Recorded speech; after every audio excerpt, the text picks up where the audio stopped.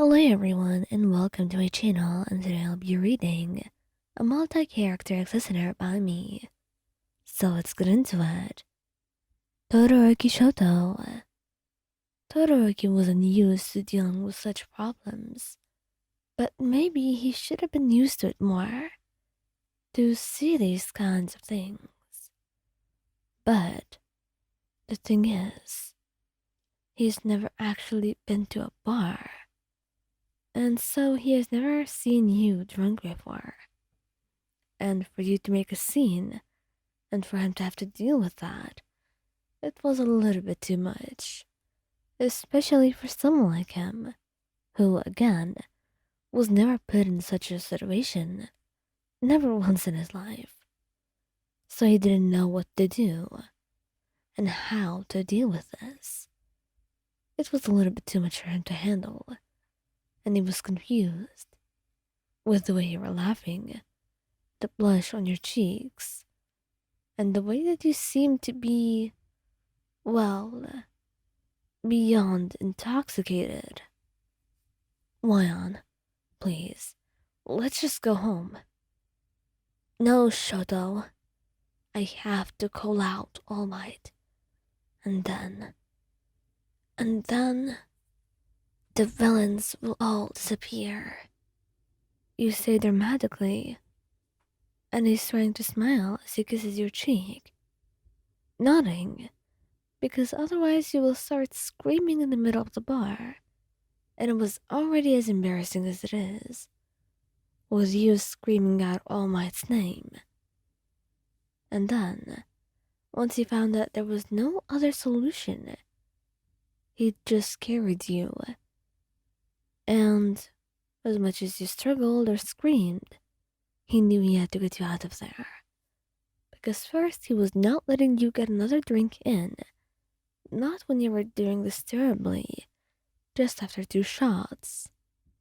And second, he was beyond embarrassed with all that staring. He didn't know how to deal with it. It was beyond humiliating. But he knew that at least in the future, he will have some experience. The experience being that he will never, ever go out with you to a bar ever again. Because you cannot just take this. And the next day, you woke up with a terrible hangover. And it was kind of hilarious to him how much of a lightweight you were. But it was not the focal point of things. Not when he had to deal with you, having that terrible headache. He felt bad for you. So the entire day, he stayed home, just tending to you and your needs, and making sure to stay by your side for whenever you needed him.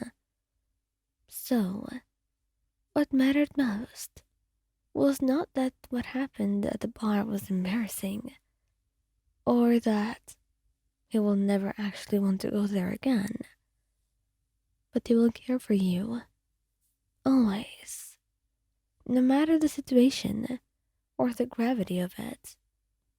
And sometimes he will be rather begrudging with it, but he will always love you.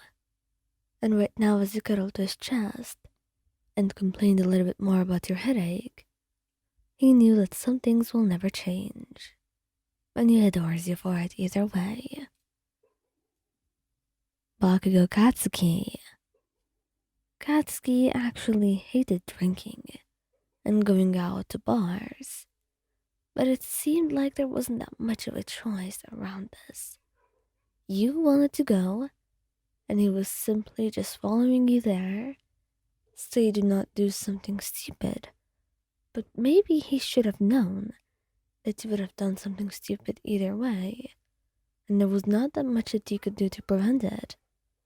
The only thing you could do now was minimize the amount of stupidity that you were about to commit in a public place.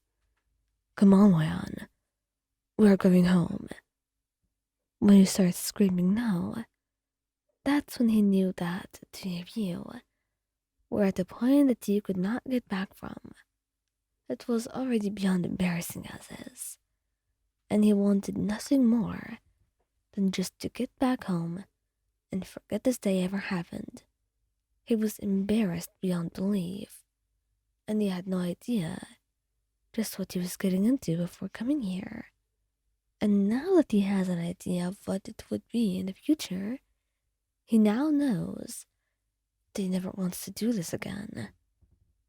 Regardless, when he kisses your cheek, it actually seems to work to silence you, and he finds it rather adorable how you blush and wrap your arms around him as he carries you away and into your home.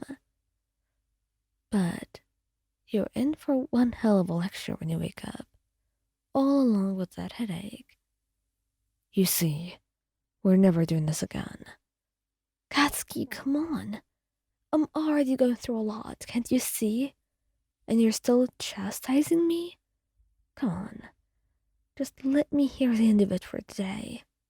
Please. You tell him. And when looking at how pained you seem to be, he at least has the decency to bestow some mercy onto you and give you a bit of rest. And he actually does cook you a decent meal. And for the most part, he's a great caretaker when you ignore all this blaming and yelling that he does.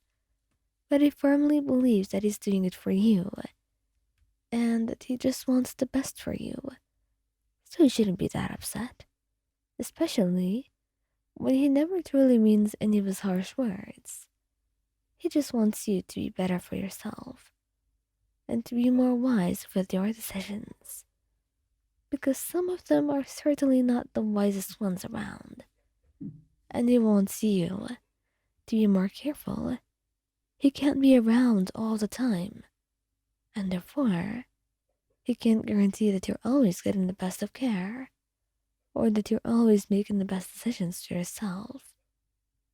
But when you look at him and smile and say, I only did this because I knew I'd be safe with you, okay, Katsu? He knows that he should have believed in you from the start. He also knows the extent of your trust for him, and it's the one thing that could truly ever melt his heart.